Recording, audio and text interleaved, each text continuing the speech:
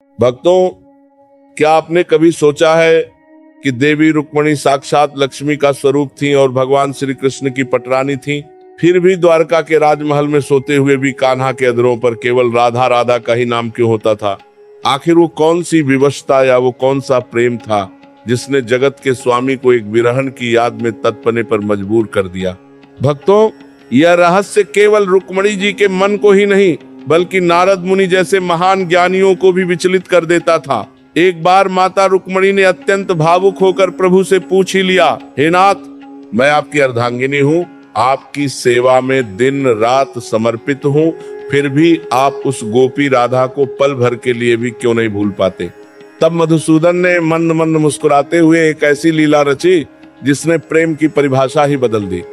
हैरानी की बात तो यह है कि श्री कृष्ण ने रुक्मणी जी को यह सिद्ध करने के लिए कि राधा कौन है, एक भयंकर बीमारी का स्वांग रचा। प्रभु ने कहा कि उनके हृदय की यह पीचा केवल उनके किसी परम भक्त के चरणों की धूल से ही शांत हो सकती है। रुक्मणी सहित समस्त रानियां और ज्ञानी पीछे हट गए, क्योंकि किसी भगवान को अपने पैरों की धूल देना घोर पाप और नरक का द्वार माना जाता था। किंतु भक्तों, जैसे ही यह संदेश बरसाना पहुंचा, राधा जी ने एक क्षण भी नहीं सोचा। उन्होंने अपने दोनों पैरों की धूल झाड़ कर दे दी। जब उनसे पूछा गया कि क्या उन्हें नरक जाने का भय नहीं है, तो राधा जी का उत्तर सुनकर स्वयं काल भी नतमस्तक हो गया। उन्होंने कहा, मेरे नरक जाने से यदि मेरे कृष्ण को पल भर का सुख मिलता है तो मुझे करोड़ों जन्मों तक नरक स्वीकार है। भक्तों, यही वो निस्वार्थ समर्पण है जिसकी वजह से कृष्ण स्वयं को राधा के चरण से मुक्त नहीं कर पाए। रुक्मणी अधिकार थी तो राधा अस्तित्व थी, रुक्मणी मर्यादा थी तो राधा साक्षात कृष्ण की आत्मा थी। लेकिन क्या आप जानते हैं कि एक बार रुक्मणी जी ने राधा जी को अत्यंत गर्म दूध पीने को दिया था और उसका जो परिणाम निकला, उसने द्वारका के राजमहल की नींव हिला दी थी। द्वारका के वैभवशाली राजमहल में देवी रुक्मणी के मन में एक टीस सदा बनी रहती थी। वे मन ही मन सोचती थी कि मैं दिन रात प्रभु की सेवा करती हूँ, उनके चरणों को सहलाती हूँ, फिर भी उनके मुख पर सदैव राधा राधा का ही जाप क्यों रहता है? क्या मेरा प्रेम राधा से कम है? भक्तों, इसी संशय का अंत करने के लिए स्वयं योगेश्वर श्री कृष्ण ने एक ऐसी लीला रची जिसे सुनकर आज भी भक्तों की आंखें भर आती हैं। श्रोताओं, एक बार जब राधा जी द्वारका पधारी तो माता रुक्मणी ने उनके प्रेम की परीक्षा लेने का निर्णय लिया।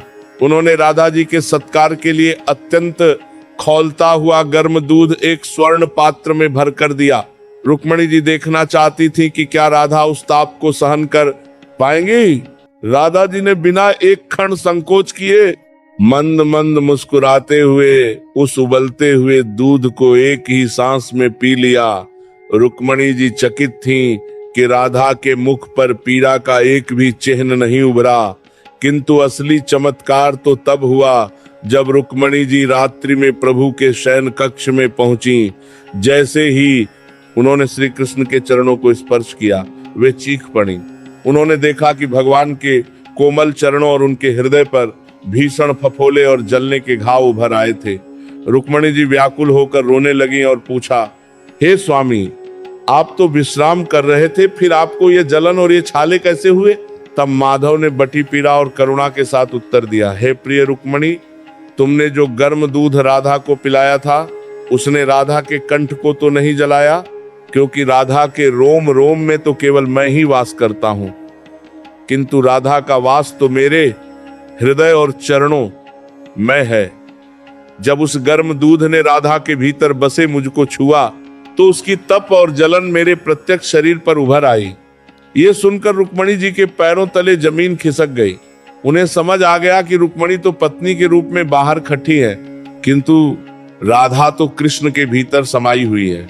भक्तों, यही वो अद्वैत प्रेम है जहां भक्त और भगवान के बीच का अंतर मिट जाता है।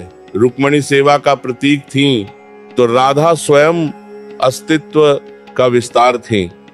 लेकिन क्या आप जानते हैं कि एक बार जब नारद मुनि ने कृष्ण से पूछा कि प्रभु, आपने राधा से विवाह क्यों नहीं किया, तो कृष्ण ने जो उत्तर दिया उसने संसार के समस्त प्रेमियों को निशब्द कर दिया था। आखिर क्या है विवाह और प्रेम के बीच की वो बारीक रेखा?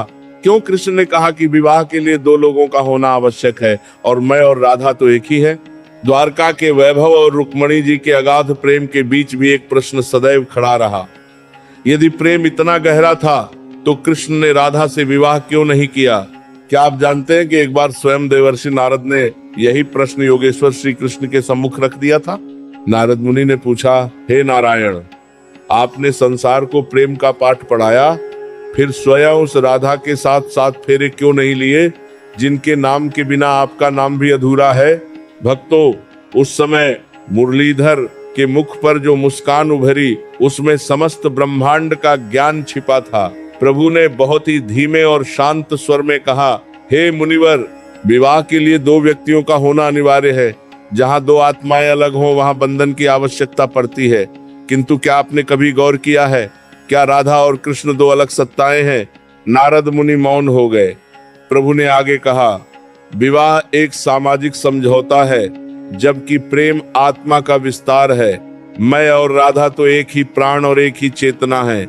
क्या कोई स्वयं से भी विवाह कर सकता है? श्रोताओं, यह उत्तर सुनकर नारद जी निशब्द रह गए।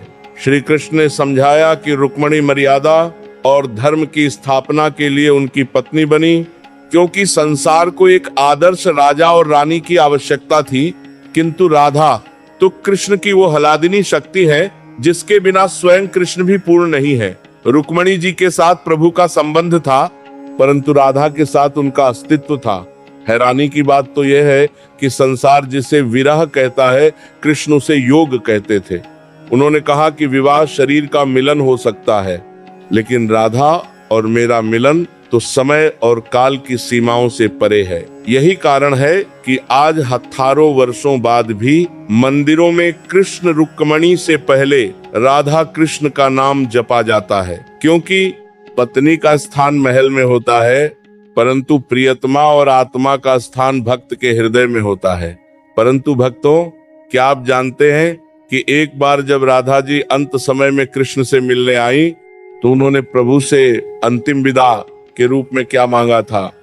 क्यों कृष्ण ने अपनी वो प्रिय बांसुरी तोड़कर झाड़ियों में फेंक दी और फिर जीवन भर कभी संगीत नहीं बजाया? आखिर क्या था उस अंतिम मिलन का वो मार्मिक सच जिसने स्वयं परमात्मा को भी रुला दिया? प्रिय भक्तों, द्वारका के वैभव और राजसी ठाट बाट के बीच एक दिन ऐसा आया जिसने स्वयं साक्षात परमात्मा के हृदय को भी विदीर्ण कर दिया। क्या आप जानते हैं कि जब राधा जी का इस नश्वर संसार से विदा लेने का समय आया तो वे अंतिम बार अपने कान्हा से मिलने द्वारका पहुंची थीं? वह मिलन कोई साधारण मिलन नहीं था, वह 2 देहों का नहीं बल्कि 2 अनंत चेतनाओं का अंतिम संवाद था। भक्तों, द्वारका के राजमहल में जब राधा और कृष्ण आमने सामने खड़े हुए तो कोई शब्द नहीं गूंजा, केवल अश्रुओं की धारा ने मौन संवाद किया। राधा जी ने मुस्कुराते हुए प्रभु से अपनी अंतिम इच्छा व्यक्त की। उन्होंने कहा, हे माधव, मैं चाहती हूँ कि मेरे प्राण निकलते समय मेरे कानों में वही दिव्य संगीत गूंजे जिसने कभी वृंदावन की कुंज गलियों में मुझे सुध बुध खोने पर विवश कर दिया था। मैं आपकी वही बांसुरी सुनना चाहती हूँ। श्रोताओं, भगवान श्री कृष्ण ने अपनी कमर से वो दिव्य बांसुरी निकाली और उसे बजाना प्रारंभ किया। वह धुन इतनी मर्मस्पर्शी और अलौकिक थी कि समस्त प्रकृति ठहर गई। कहते हैं कि उस संगीत की मधुर तान को सुनते सुनते राधा जी का स्वरूप धीरे धीरे दिव्य प्रकाश में विलीन हो गया और वे कृष्ण में ही समा गईं। जैसे ही राधा जी के प्राण पखेरु उहे, जगत के स्वामी श्री कृष्ण का हृदय भी शोक से भर उठा। हैरानी की बात तो यह है कि जिस बांसुरी ने हजारों वर्षों तक प्रेम और आनंद का संचार किया था, राधा के बिना वो बांसुरी प्रभु को एक निर्जीव लकड़ी के समान लगने लगी।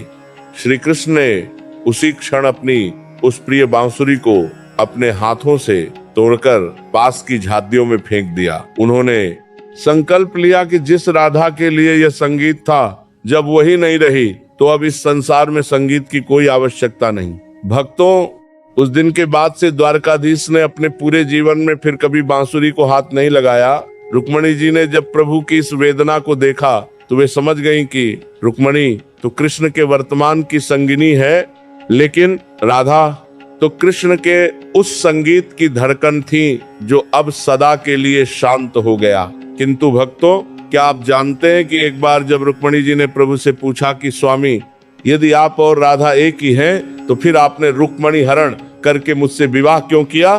तब कृष्ण ने जो उत्तर दिया, उसने विवाह धर्म और मर्यादा का वो सत्य प्रकट किया जो आज के युग के लिए सबसे बड़ी सीख है। प्रिय भक्तों, द्वारका के राजमहल में जब शांति छाई थी, तब देवी रुक्मणी के मन में एक अंतिम दुविधा शेष थी। उन्होंने अत्यंत विनम्रता से प्रभु से पूछा, हे प्राणनाथ, यदि राधा ही आपकी आत्मा है और आप दोनों एक ही तत्व हैं, तो फिर आपने मेरा हरण करके मुझसे विवाह क्यों किया? आपने संसार को विवाह की मर्यादा में रहने का संदेश क्यों दिया? भक्तों, साक्षात योगेश्वर श्री कृष्ण ने उस समय जो उत्तर दिया, वह आज के युग के लिए धर्म की सबसे बड़ी परिभाषा है। प्रभु ने कहा, हे देवी रुक्मणी, राधा मेरा भाव है, मेरा अनुभव है और मेरा आध्यात्मिक स्वरूप है, किंतु तुम मेरा धर्म हो, मेरी सामाजिक मर्यादा हो और मेरी कर्तव्य शक्ति हो। राधा के साथ मेरा संबंध अलौकिक है, जिसे शब्दों में नहीं बांधा जा सकता, किंतु तुम्हारे साथ मेरा संबंध इस संसार को गृहस्थ धर्म सिखाने के लिए है। श्रोताओं, श्री कृष्ण ने स्पष्ट किया कि समाज को चलाने के लिए विवाह एक पवित्र बंधन है। यदि वे रुक्मणी से विवाह न करते और केवल राधा के प्रेम में मग्न रहते, तो आने वाली पीढ़ियां मर्यादाओं को तोड़ देती। रुक्मणी जी के साथ विवाह करके प्रभु ने यह सिद्ध किया कि एक आदर्श पति और राजा के क्या कर्तव्य होते हैं। उन्होंने दिखाया कि प्रेम हृदय में राधा की तरह पवित्र रह सकता है, जबकि जीवन रुक्मणी की तरह मर्यादाओं के साथ जिया जा सकता है। हैरानी की बात तो यह है कि रुक्मणी जी साक्षात महालक्ष्मी का अवतार थीं। लक्ष्मी का स्वभाव ही नारायण की सेवा करना और उनके पद चिन्हों पर चलना है। प्रभु ने रुक्मणी जी को आश्वासन दिया कि तुम मेरी पटरानी हो, तुम इस जगत की माता हो। समाज तुम्हें पूजेगा क्योंकि तुमने मर्यादा का पालन किया है, किंतु राधा को वो पूजेंगे जो स्वयं को मिटाकर प्रेम में विलीन होना चाहते हैं। भक्तों, यही वो परम सत्य है जिसने रुक्मणी जी के मन के सारे संशय मिटा दिए। उन्होंने समझ लिया कि राधा और कृष्ण का प्रेम कोई सांसारिक प्रेम नहीं था, बल्कि वह परमात्मा का परमात्मा से मिलन था। जबकि रुक्मणी और कृष्ण का संबंध ईश्वर और भक्त का वो आदर्श स्वरूप था जिसे संसार को अपनाना था। समापन करते हुए बस इतना ही, आज भी जब हम राधा कृष्ण कहते हैं तो हम उस दिव्य प्रेम को नमन करते हैं, और जब हम रुक्मणी कृष्ण कहते हैं तो हम उस पवित्र मर्यादा को नमन करते हैं जिसने इस संसार को संस्कार दिए।